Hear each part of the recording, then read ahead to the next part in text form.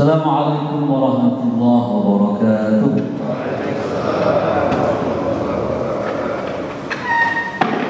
Hamdan katsiran thayyiban mubarakan fihi kama yuhibbu rabbuna wa yarda.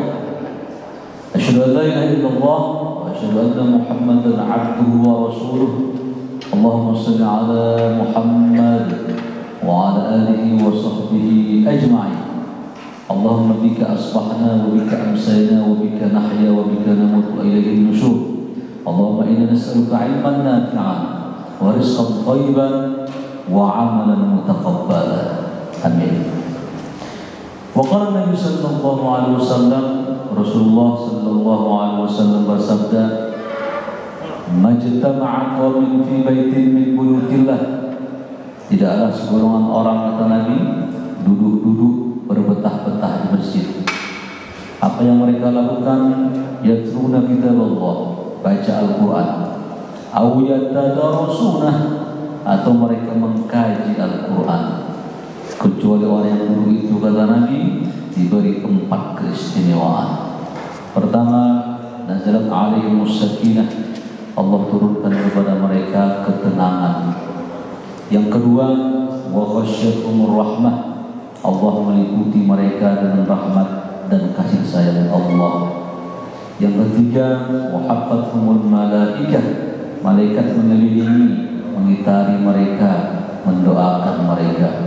Wa dzakarahumullahu fi man 'indah, dan Allah menyebut-nyebut nama-nama mereka di sisi Allah Subhanahu wa taala. Mudah-mudahan mereka itu termasuk kita yang duduk di subuh pagi ini. Amin ya rabbal alamin.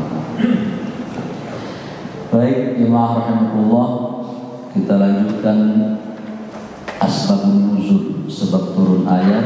Sekarang 120 Al-Baqarah. Sudah kelihatan ayatnya?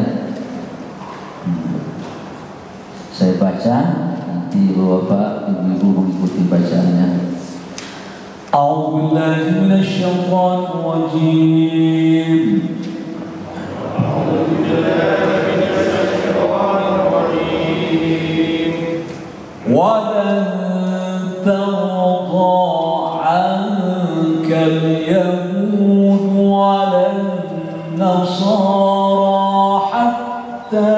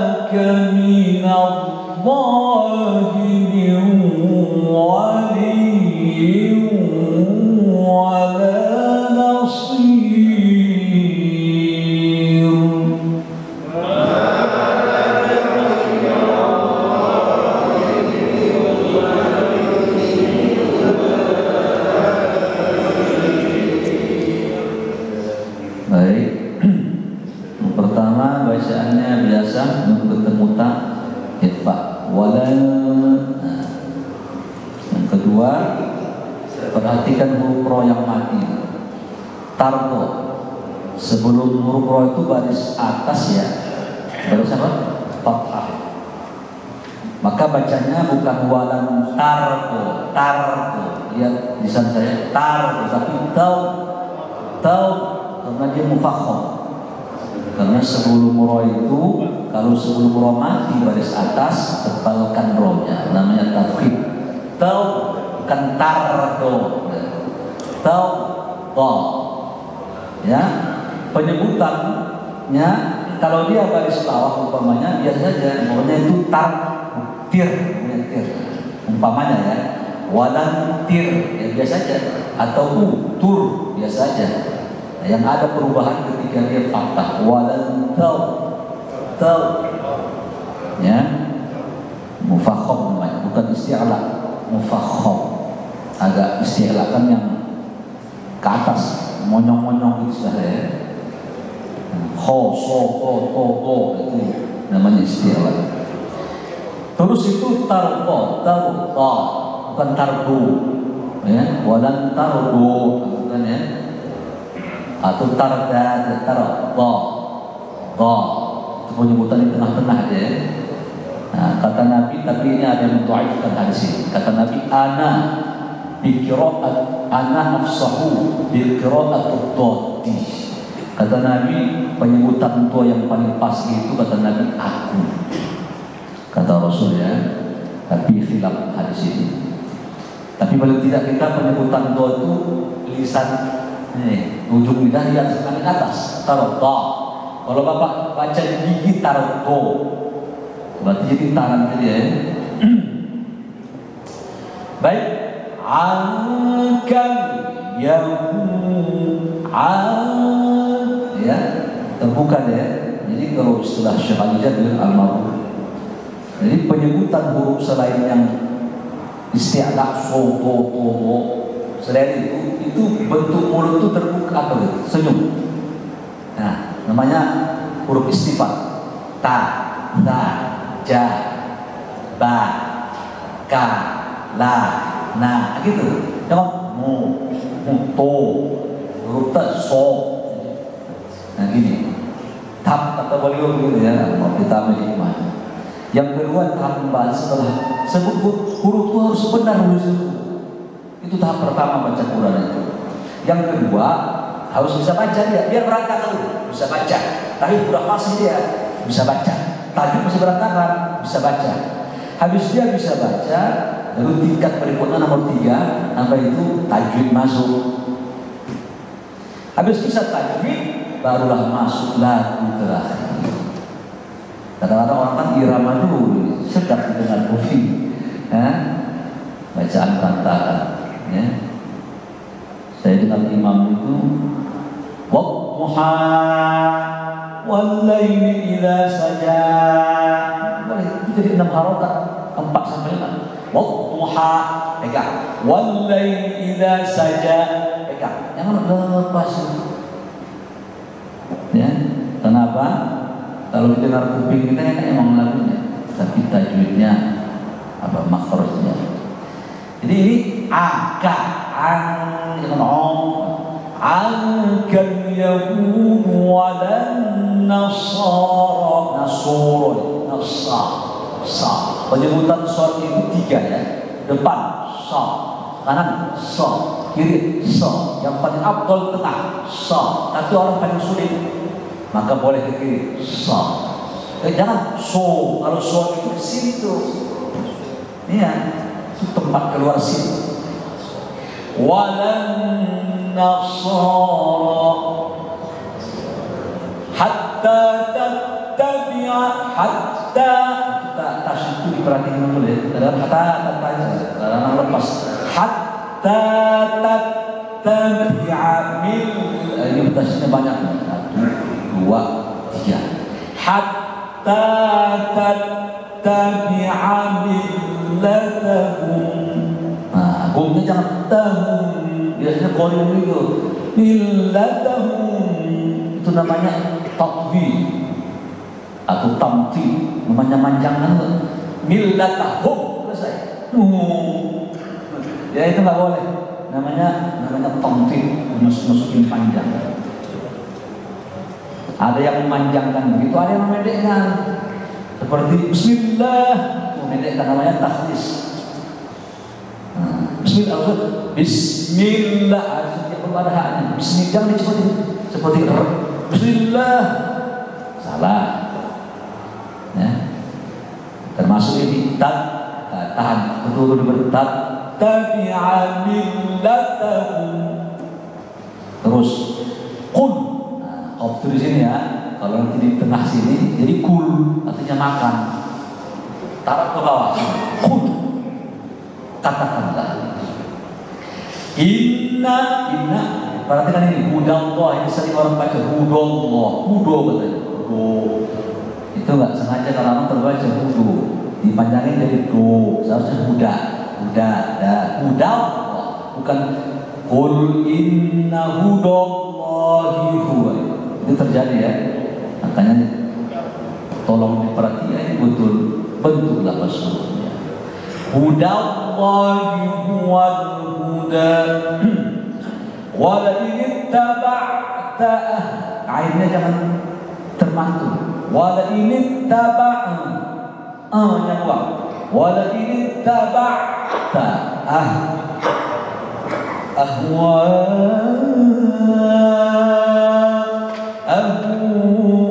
itu mim ketemu bang itu iklab, mulut nggak boleh rapat ya. Kalau ikut metode misuh itu tidak boleh kalau bapak baca begini masukkan saja pada ke idgham. Idgham kan begitu. Apa namanya? Nun mati ketemu mim. Laim jadi laim kan imma. Tapi ini laim jangan terlalu rapat mulut. Ahwa'ahu ba'dal ya. Ba'dal ladzi ja'aka minal ilm. Kalau berarti ya malaka minallah, bukan minallah. Terjadi ya, terjadi itu yang baca mino itu ya. Kita sekarang sudah tahu ilmunya. Malaka minallahi itu dimonongin aja. Kenapa ngomong itu apa namanya? Kuat sih. Jangan turun dia.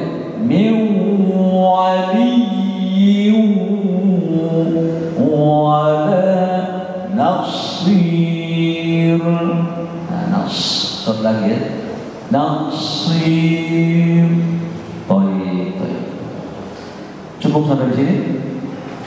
Walan tarda 'anka al-yahud walan nasara hatta tattabi'a millatahum. Allah berkata, orang Yahudi dan Nasrani tidak akan ridho kepada kalian hatta tattabi'a millatahum, sampai kalian mengikuti millah mereka. Nanti kita kaji ya. Qul, katakan Muhammad, inna hudallahi huwal huda. Sesungguhnya petunjuk Allah lah petunjuk yang pasti dan paling benar. Wala in ittaba'ta ahwa'ahum ba'da alladhi ja'aka minal 'ilm. Kalau kalian ini kata Allah mengikuti nafsumu, hawamu, setelah datang ilmu, disampaikan ilmu, begini caranya, kasih petunjuk, tetap aja diikuti nafsunya, tak peduli dia dengan rambu-rambu ilmu itu. Malaka minallahi min waliyyin wa nasir. Kata Allah, nanti kalau kau ada masalah kata Allah, aku tak mau menjadi walimu dan tak mau menolongmu kata Allah. Itu bahasa gampangnya ya memahaminya. Jadi orang kalau tak mau mengikuti rambu-rambu Tuhan, Allah tak mau bantu dia, ditinggalkan Tuhan. Ya? Orang-orang yang dia ini datang rambu Tuhan umpamanya memilih pemimpin harus muslim, tiba-tiba dia pilih non, dia berjuang mati dari situ, Allah tak mau peduli sama mayatnya dianggap kafir. Kenapa? Tak ikuti rambu.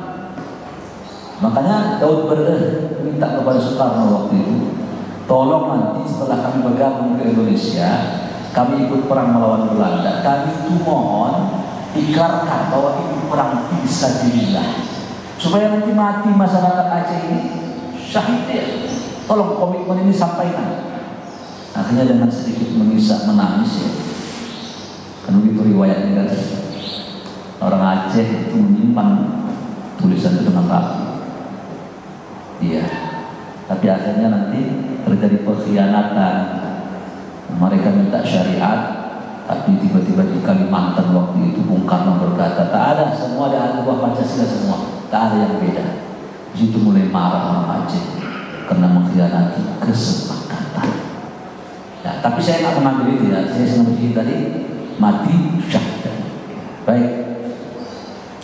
Sekarang sudah kita tahu artinya, kita lihat apa sebab turun ayat ini. Asbabun nuzul ayat ini adalah bahwa kaum Yahudi Madinah dan kaum Nasrani Najran. Najran ini masih kawasan Saudi juga ya. Najran. Bahwa kaum Yahudi Madinah dan kaum Nasrani Najran mengharap agar Rasulullah itu sholat menghadap kiblat mereka. Kemana itu? Baitul Maqdis, itu kiblat semua agama itu. Ya. Ketika Allah membelokkan kiblat, qad nara taqalluba wajhika fis sama. Tiba-tiba wajah Nabi itu begitu. Sempat Nabi sebenarnya menghadap kiblat Baitul Maqdis itu, Pak, selama 15 sampai 16 bulan, setahun lebih. Tapi tiba-tiba Nabi Muhammad ingin supaya orang Islam kiblatnya ke arah Ka'bah. Jadi begini Nabi sambil menunggu, kan Tuhan pasti tahu domir hati manusia. Mau nggak Tuhan mengalihkan kiblat ke arah Makkah? Kami sesungguhnya melihat, kata Allah, taqalluba wajhika fis sama. Wajah engkau itu Muhammad membolak-balik ke langit. Kami tahu dan tahu apa maksud hati. Lalu bagaimana? Berubahlah kiblat. Sudah pernah ke masjid kiblatain ya? Ya, setelah sana ada tulisan kiblat lama, kiblat baru. Itu 180 derajat. Terus mereka merasa keberatan. Jadi Nabi Muhammad berbelok kiblat ke arah Ka'bah, mereka keberatan. Mereka berkomplot dan berusaha supaya Rasul menyetujui kiblat sesuai dengan agama mereka.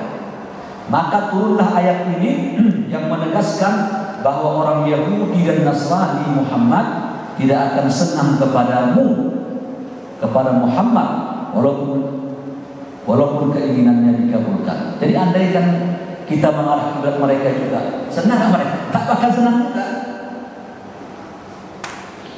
Apalagi berbeda begini.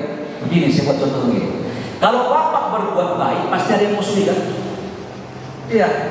Bapak orang yang baik, orang baik itu pasti menyampaikan kebenaran pada keadilan, ya, vokal terhadap kebenaran. Pasti dapat dimusuhi. Siapa yang memusuhi bapak? Orang yang tak suka sama kebenaran. Pasti itu gitu. Kalau bapak orang yang benar, pasti bapak punya musuh. Siapa itu? Orang yang tak benar. Jika bapak orang tak benar, bapak dibenci juga. Siapa yang membenci? Dibenci sama orang yang benar. Hidupnya cuma dua aja nih. Dan kita tak boleh di tengah-tengah.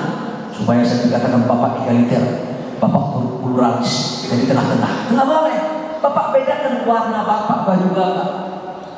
Nah apa? Kalau saya benar saya dibenci, kalau saya jelek saya dibenci. Bagusan saya benar walaupun tetap dibenci, karena Allah yang ridho sama saya. Itu komitmen itu. Makanya Quran ini nama lain dia Quran apa? Al-Furqan, pembeda. Nama lain Quran ini pembeda, Pak. Harusnya enggak kita. Kenapa, Pak? Gaji saya beda, pakaian saya. Sehingga nanti orang melihat ini lain ya. Tak menyebelah ke sini, menyebelah ke sana. Kenapa, Pak? Biar orang mencap kita di bagian sesuatu yang membela dan hak. Pasti yang benci orang batil. Orang yang membela batil saja mati-matian mereka. Mati-matian berkorban mereka, tak tidur-tidur mereka. Asal kita membela kebenaran, tak semangat juga. Ya, jadi kalau begitu kita punya komitmen. Andaikan saya ikuti kiblat mereka, saya tak ikuti kiblat mereka, saya tak ikuti kiblat Yahudi, kata Rasul, mereka akan benci sama saya. Saya ikuti pun kiblat mereka, satu ketika juga nanti mereka bakal benci juga sama saya. Masalahnya bukan di kiblat, masalahnya agama Islam. Di situ masalahnya. Akidah Nabi Muhammad beda sama Yahudi, walaupun satu menghadap. Masalahnya di situ. ada orang benci dengan seseorang, ditutup miras, ditutup umpamanya Alexis. Udah? Kalau kita jujur, yang benar kita kan jangan benci kepada yang menutupnya. Kita benci sama maksiat itu. Andaikan yang jadi gubernur kafir sekalipun, katakanlah Ahok jadi gubernurnya, dia tutup miras, dia tutup Alexis, kita dukung dia. Kita bukan melihat orangnya, kita melihat perbuatan dia. Tapi orang kalau sudah benci, Pak, tak melihat orang yang diserangnya. Udah benar orang itu menutup dengan keras, menutup Alexis ke depan maksiat, membahayakan anak-anak kita. Tetap dia benci ke orang itu. Kenapa? Dia bukan benci kepada keputusan, benci orangnya. Logika sudah. Orang begini jangan diapa lagi, ditinggalkan ini. Tinggalkan, jangan kita sudah. Tidak ada melawan dia kecuali dengan cara keras. Tampar dia, musnahkan dia, itu. Karena tak ada solusinya. Sebagaimana Rasulullah juga bersikap kepada orang yang sudah diberi petunjuk lalu tidak mendengar, tinggalkan dia. Itu karakter ya. Jadi begini nih sikapnya, di situ nanti berlaku ayat bahwa sifat orang mukmin itu Muhammad Rasulullah asyiddatu 'alal kufar. Di situ dia tegasnya sikap. Jangan seperti eceng gondok ya. Kata Nabi la takunu imma'ah. Janganlah kalian seperti imma'ah. Imma'ah itu begini, kalau orang baik saya baik, kalau orang buruk saya buruk. Kata Nabi jangan begitu lah. Kalau orang baik kamu baik, jika orang buruk kamu tetap baik.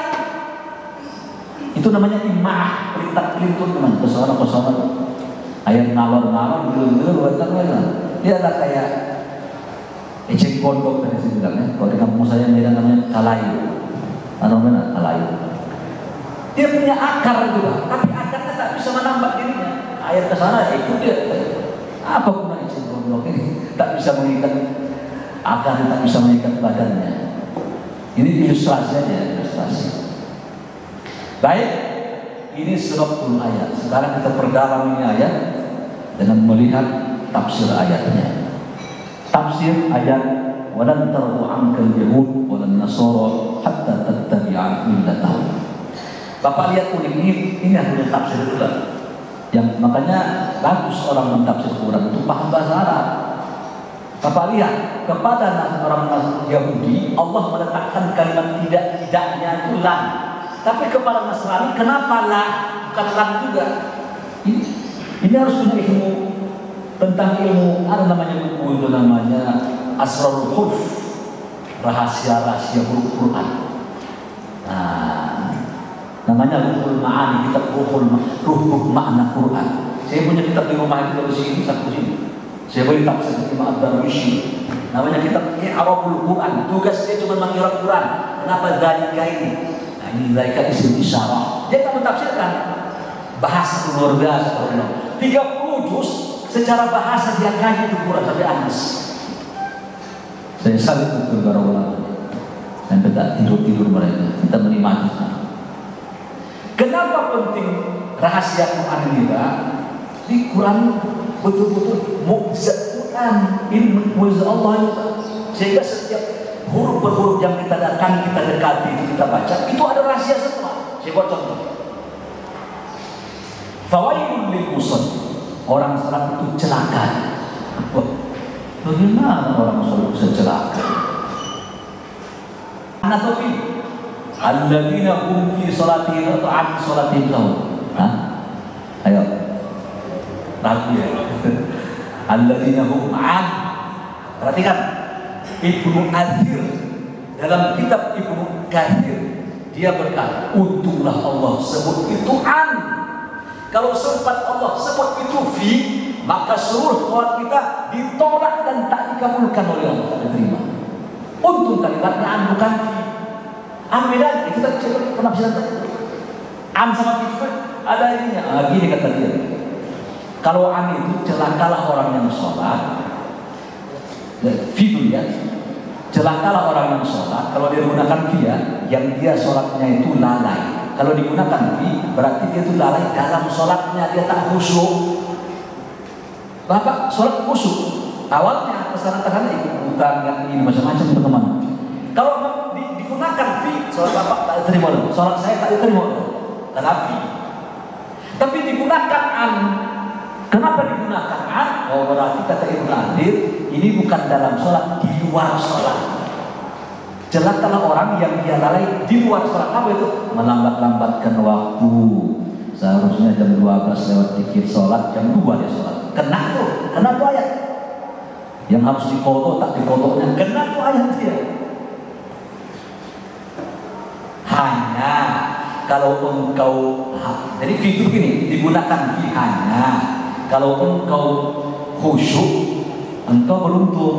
Tapi nggak jadi prasyarat ya. Hanya jika engkau sholatnya khusyuk, engkau beruntung. Maka digunakanlah fi dalam pangkal surat Al-Mu'minun. Qad aflahal mu'minun. Beruntunglah para mukmin. Alladzina, mereka hum fi sholatihim khusyuk.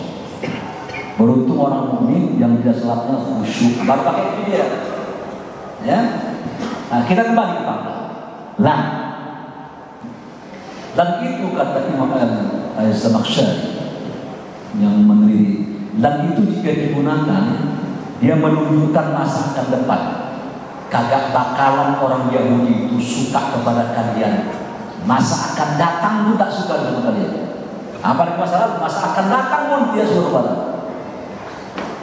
Ya, tapi sedikit saya komentari tafsir Pak Rosyah dulu ya. Saya bukan person perhatikan ya, tafsirnya kita kajian soalnya.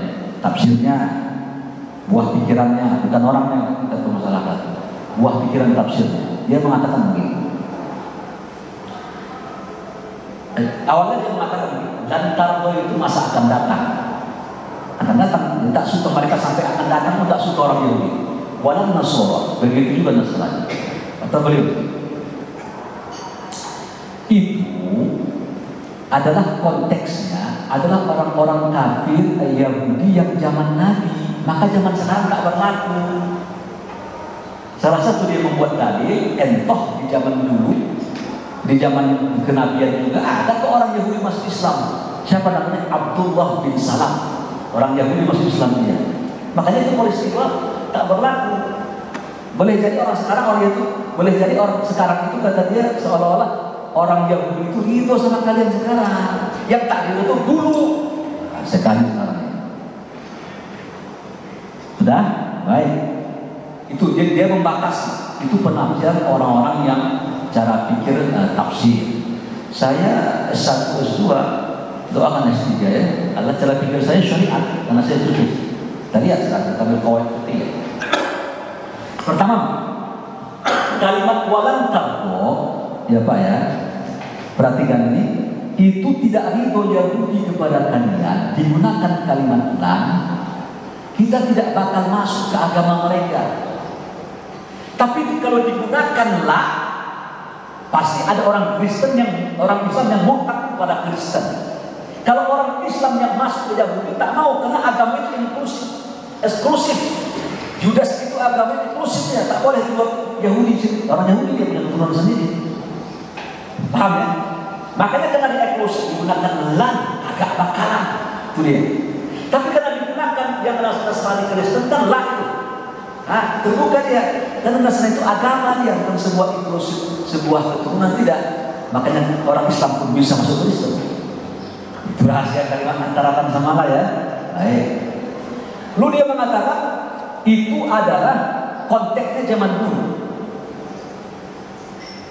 Kenapa dia mengatakan konteks zaman dulu? Padahal sendiri beliau mengutip tafsir Zamakhsyari, kata dia lam itu untuk masa depan.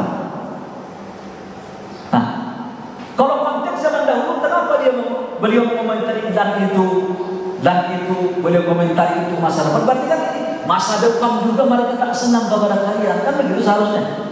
Supaya selalu cara pikir itu. Ini kok seperti tidak selalu. Dia katakan hanya berlaku waktu itu. Sementara boleh mentafsirkan hal itu untuk masa akan datang. Ada kontradiksi kan? Satu. Yang kedua, setiap ada teks di Quran itu tidak dikhususkan kepada pelakunya waktu itu. Kita melihat teksnya, maka berlaku juga lah kepada kita. Saya buat contoh ini. Waktu alaihim naba'atna Adam bil haqqi qurban qurbanan fatu فتقبل من أحدهما ولم يتقبل من الآخر قال لأقتلنك قال إنما يتقبل الله من المتقين. Qabil membunuh Habil. Sudah? Singkat cerita, dibunuhnya adiknya Habil. Mati adiknya. Setelah itu ayat berikutnya Allah mengatakan min ajli dzalika. Sebab peristiwa begitu, sebab kejadian begitulah kata Allah, katabna ala Bani Israil, kami tetapkan kepada Bani Israel, innahu man qatala nafsan bighairi nafsin aw fasadin fil ardi faka'annama qatala an-nasa jami'a wa man ahyaha faka'annama ahya an-nasa jami'a. Kami tetapkan kepada Bani Israel kata Allah, setelah kejadian Qabil Habil leluhur itu saling membunuh, kami tetapkan kepada Bani Israel, jika mereka membunuh satu manusia, seolah-olah dia membunuh seluruh manusia. Jika dia menyelamatkan satu nyawa manusia, seolah-olah dia menghidupkan semua manusia. Baik, sekarang saya bertanya, berarti itu untuk kaum Bani Israel saja? Kita berarti boleh membunuh dong? Jangan lihat, jangan sebab kejadiannya, jangan lihat sebab kejadian, lihat teksnya. Saya buat lagi contoh lagi. Satu ketika istri-istri para nabi ini bersaling cemburu karena terjadi perhara mereka ini. Lalu Rasulullah gara-gara madu, tidak ada khilaf ya, tapi ada madu, bukan madu di madu ya, madu beneran ini. Ya, pingin mengambil itu istri yang lain, karena berantem, Nabi Muhammad haramkan ini. Udahlah, nggak boleh lagi madu nih. Turun ayat at-tahrim, ya ayuhan nabi, ditegur oleh Allah, wahai nabi, lima tuharrimu ma ahallallahu lak. Kenapa engkau mengharamkan sesuatu yang Allah halalkan? Tabtaghi mardata azwajik. Apakah engkau ingin mengambil sebagian simpati kepada sebagian istrimu supaya engkau simpati, engkau haramkan? Tabtaghi mardata azwajik. Lalu Allah menegurnya, madu udah, apa ya? Sekarang tanya apa? Tapi kalian lihat kalimat pangkalnya, ya ayuhan nabi, wahai nabi, dan nabi ditegur. Apa artinya? Ini nabi disalahkan oleh Allah, jangan engkau menghalalkan yang haram, mengharamkan yang halal, madu halal, jangan haramkan. Kan kalimat pangkalnya, ya ayuhan nabi, oh wajib buat nabi nih. Kalau kita boleh dong, kita menghalalkan yang halal, kan buat nabi, ya ayuhan nabi. Oke, begitu? Tidak. Kita tidak melihat sebab kejadiannya, tapi melihat keumuman ayat itu larangan.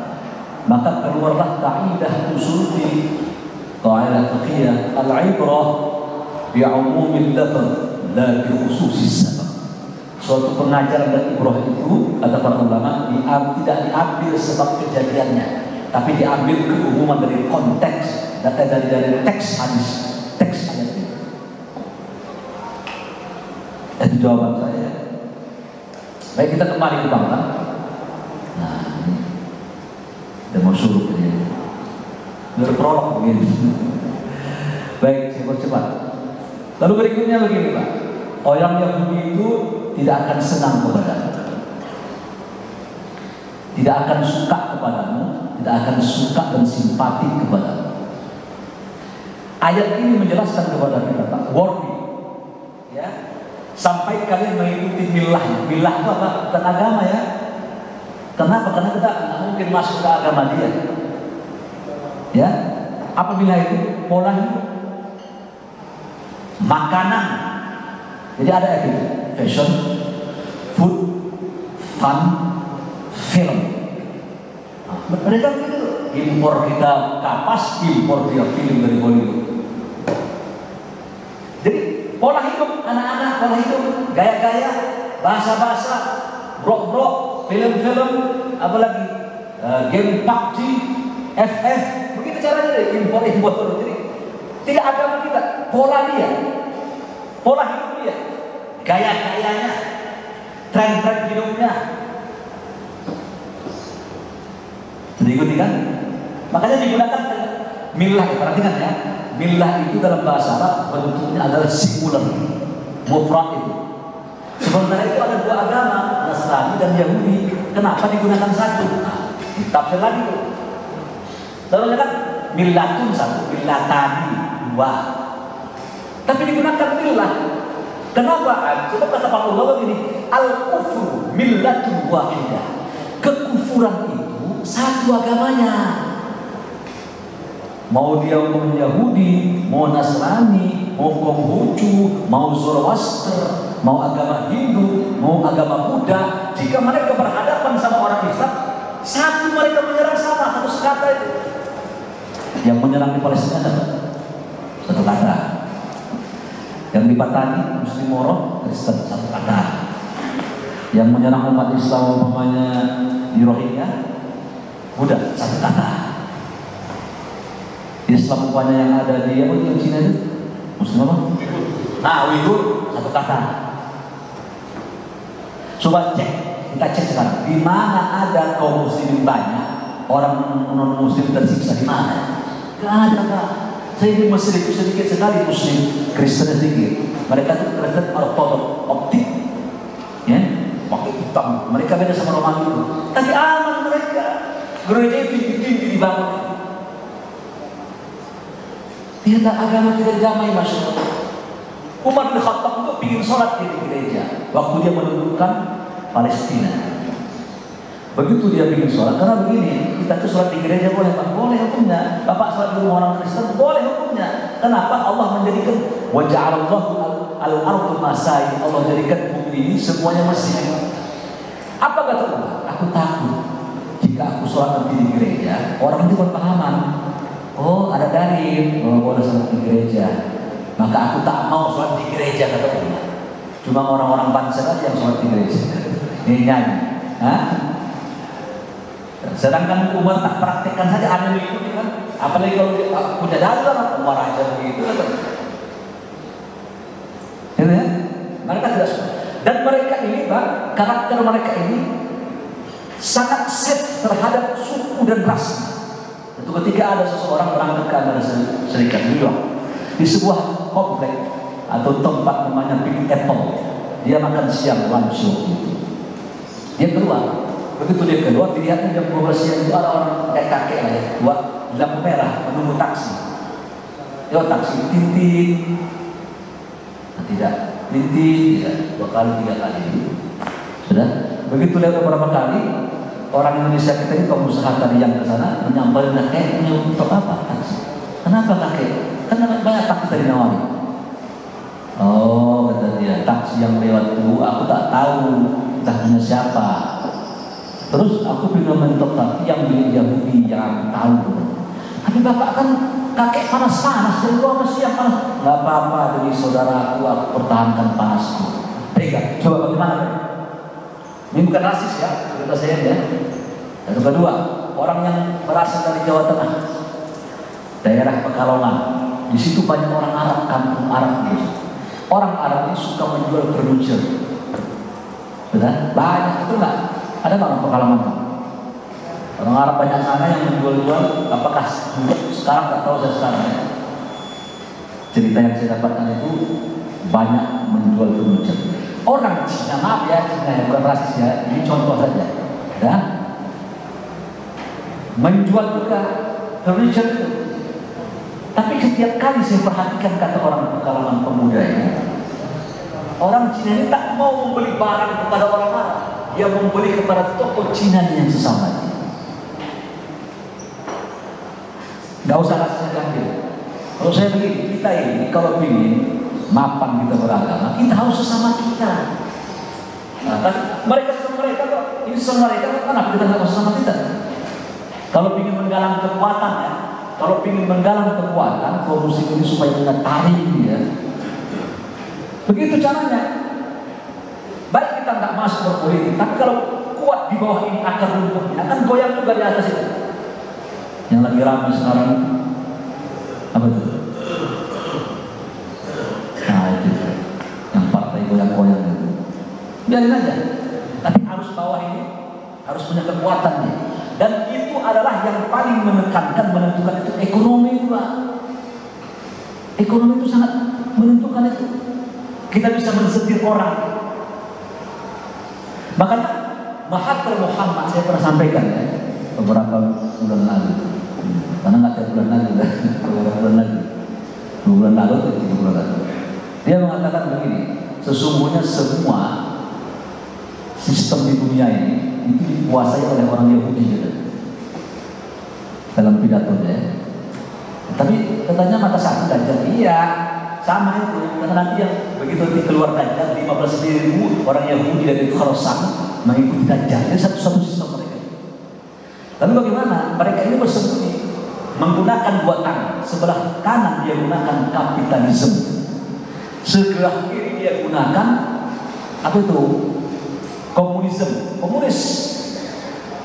Tapi mereka back di belakang itu mereka itu. Makanya saya pernah sampaikan ke Bapak dulu itu bahwa Yahudi itu dua karakternya. Satu, konseptual mereka. Nggak penting mereka dari partai Demokrat, dari presiden, dari partai Demokrat silakan. Yang penting konsep kami dipakai. Yang kedua, mereka itu kuat kesatuannya. Nah itu, mau dikatakan keras kepala kurang ajar, tiba-tiba antara mereka intens, rapat pada sama mereka. Ya, itulah karakter yang perlu kita ketahui. Baik, karena waktu sudah habis, sebenarnya masih ada 2 ayat yang bisa kita ini. Nah, tapi karena waktu sudah suruh, mungkin inilah yang saya dapat sampaikan, bahwa begini, Bapak punya, ya, begini, kita punya apa namanya? Kita harus mempunyai anggapan, ya, bahwa orang-orang Yahudi dan Nasrani, ya, sudah mereka itu akan selalu merongrong agama kita. Ini Allah membuat ini bukan sangka, bukan waspada, tujuannya itu. Maka kalian waspada pada mereka. Walaupun mereka kelihatan membela agamamu, nanti kalau ketemu antara agamamu sama agama dia, mana dia bela? Orang Nasrani tadi pasti dia bela agama dia. Ya, baik. Saya pikir ini yang bisa kita ambil. Mudah-mudahan kita bisa mengambil hikmah tentang apa yang Allah jelaskan dalam ayat ini untuk lebih waspada bahwa musuh Islam itu ada, bukan tidak ada, dan kita tetap harus waspada untuk melihat gerak diri mereka, dan kita harus komitmen pada ajaran agama kita. Baik, ada yang bertanya sebelum ditutup?